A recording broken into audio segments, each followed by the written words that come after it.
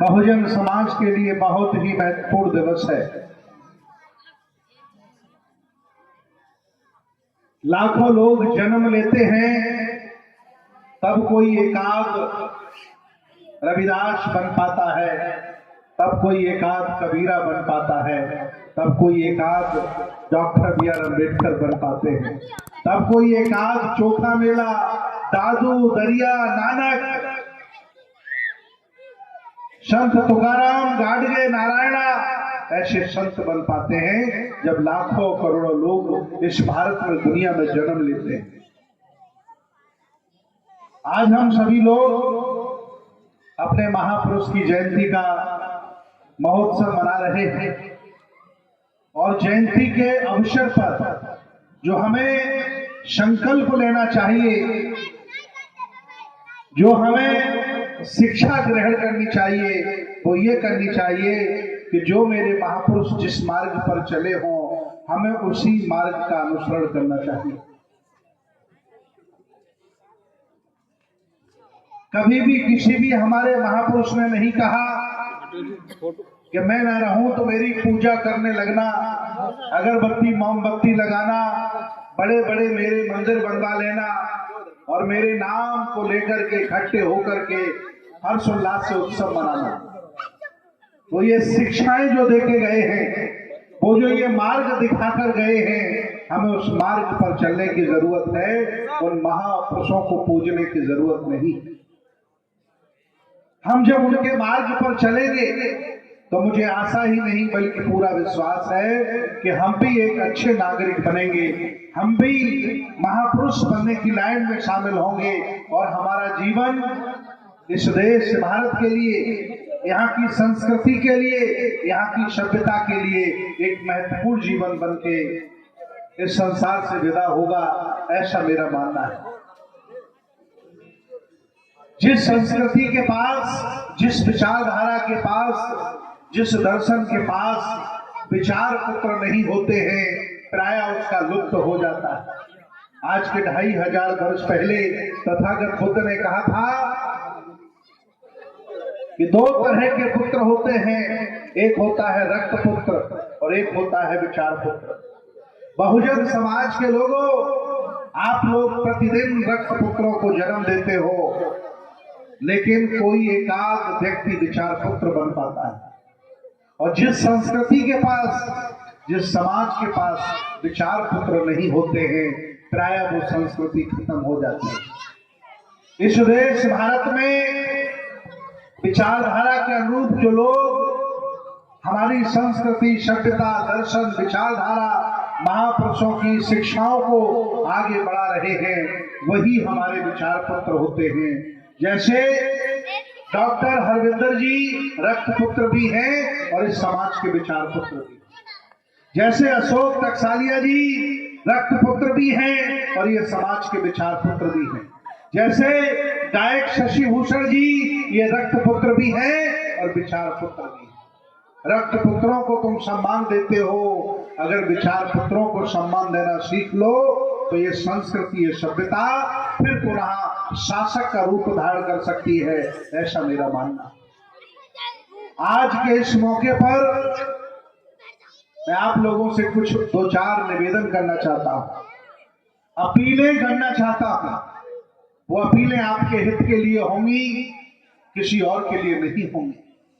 आज के 2500 वर्ष पहले तथागत भगवान बुद्ध ने कहा था कि आदमी जब से जन्म ले लेता है और जब तक वो संसार से चला नहीं जाता, वह व्यक्ति अज्ञान पूर्वक अंधकार में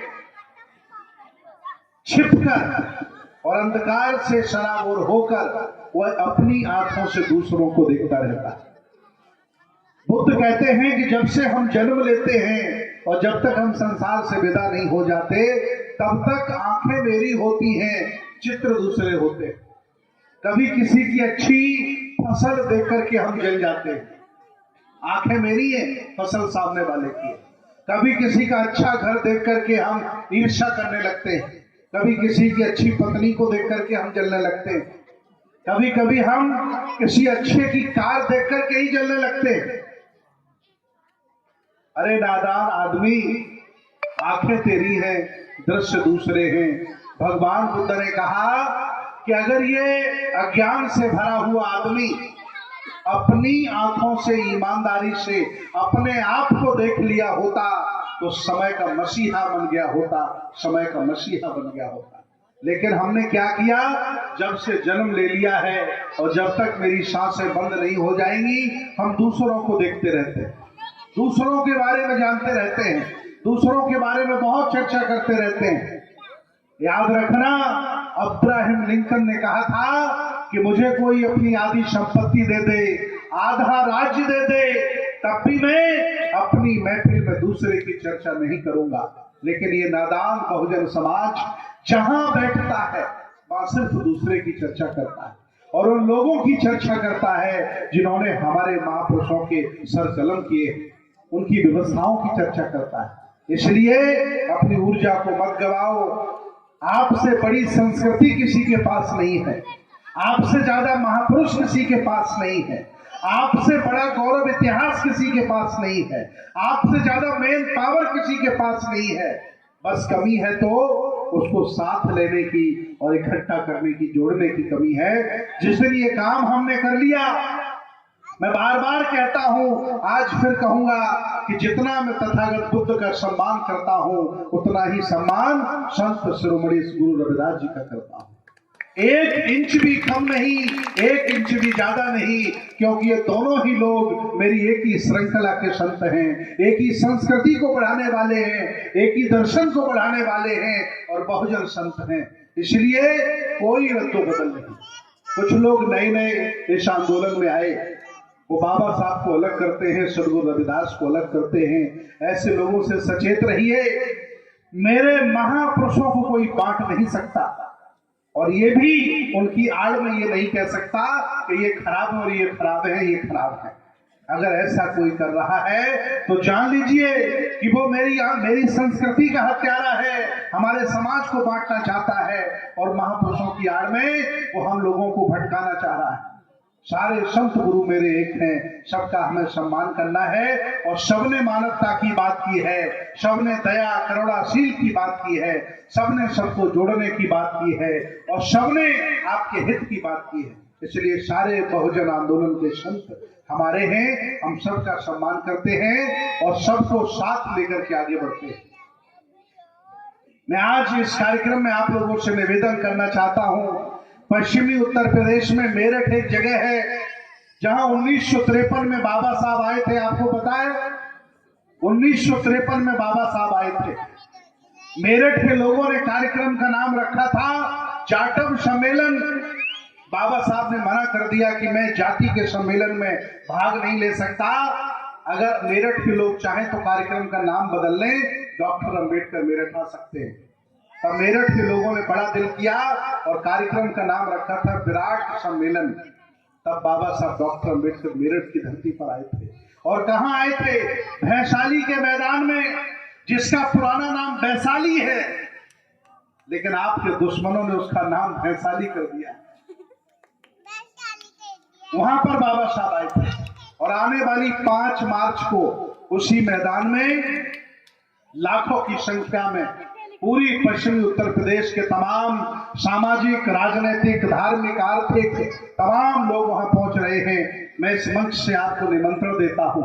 ये जो आयोजन समिति है यहाँ की, उनसे मैं निवेदन करता हूं कि आप लोग सब लोग साधन संसाधन से आइए और बैनर लगा के आइए, पूरे गांव का नाम डाल करके बैनर लगा के आइए कि मेरे गांव से इतने लोग वहां आए हैं। और जब वहां कार्यक्रम में आप अपना बैनर उठा करके भी दिखाइए, देखिए मैं फलाने गांव से इतने लोगों को लेकर के आया हूं, तो मैं महसूस करूंगा कि उस धरती पर फिर बाबा साहब के बाद इतना बड़ा जमावड़ा इकट्ठा होगा और वो बुद्ध की संस्कृति, वो मेरे मान सम्मान की हवा जो चलनी बंद हो गई है हमारे ही लोगों के द्वारा, वो फिर चलेगी और उस हवा के माध्यम से हम देश के शासक भी बनेंगे और बुद्ध की संस्कृति भी आगे बढ़ेगी और सदगुरु रविदास का सपना भी पूरा होगा, उनकी मन की इच्छा भी पूरी होगी, चाहे वो बेगमपुरा हो, चाहे वो आपको शासक बनाना चाहते हो। आज इस मंच के माध्यम से एक बात और कहकर मैं अपनी बात समाप्त करूंगा। दुनिया में दो ही तरह के लोगों ने जन्म लिया है, एक व्यक्ति है लेने वाला और एक व्यक्ति है देने वाला। तीसरा व्यक्ति आज दिन तक पैदा नहीं हुआ। एक गिवर है और एक टेकर है। लेने वाला व्यक्ति जब से जन्म ले लेता है और जब तक उसकी आंखें बंद नहीं हो जाती, वो अपने घर से, परिवार से, समाज से, देश से, दुनिया से लेता ही रहता है। और जब उसकी आंखें बंद होती हैं तब भी वो सोचता कि आज और कुछ मिल जाता, आज और कुछ मिल जाता। याद रखना, देने वाला व्यक्ति जब से जन्म ले लेता है और जब तक उसकी आंखें बंद नहीं होती, वो घर को, परिवार को, समाज को, देश को, संस्कृति को, सभ्यता को, दर्शन को, विचारधारा को और समाज को देता ही रहता है। और जब उसका अंतिम समय होता है, उस समय भी उसकी चाहत होती है कि आज मैं अपने हाथों से और आज दे देता।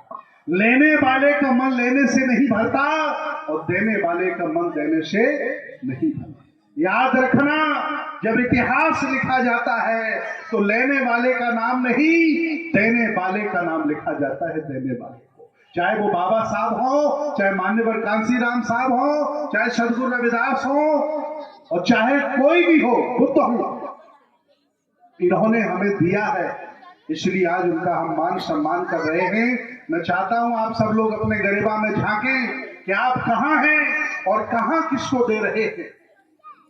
और जो अपने लिए जी रहा है उसका जीवन जानवरों की तरह है, और जो समाज को साथ लेके जी रहा है वो मेरा विचार पुत्र है, वही इस संस्कृति को आगे बढ़ाएगा। तो आज के इस विशेष अवसर पर गांव के निवासियों ने हमें बुलाया, हमें सम्मानित किया। मैं बहुत अभिभूत हूं, बहुत प्रसन्न हूं, क्योंकि जितने भी लोग मंच पर बैठे हैं लगभग सभी हमारे पूर्व परिचित हैं और आज गांव के लोगों से भी परिचय हुआ। मैं आपसे निवेदन करूंगा कि सदगुरु रविदास जी के साथ साथ बाबा साहब को भी पढ़े, बुद्ध को भी पढ़े, तब समझ में आएगा कि एक ही श्रृंखला के हमारे ये संत हैं और आपसे बड़ा कोई शासक नहीं हुआ। हम अछूत नहीं हैं, हम छोटे नहीं हैं, हम नीच नहीं हैं। हम इस देश भारत के पुराने राजा महाराजा हैं। ये देश बनाया हमने है, ये देश चलाया हमने है। और इतिहास उठा के देख लो, ये मानवतावादी संस्कृति जो बुद्ध की संस्कृति है, इसने 1250 साल इस देश पर शासन किया है। तो आप लोग कोई छोटे लोग नहीं हो, ये मन से निकाल दो और आगे बढ़ने के लिए सबको साथ लेकर के चलने का प्रयास करो। आज आपके बीच में आकर मुझे बहुत खुशी हुई। मेरी बहुत बहुत मंगल कामनाएं, बहुत बहुत साधुवाद। इसी के साथ मैं अपनी बात विराम करता हूं। धन्यवाद आपका।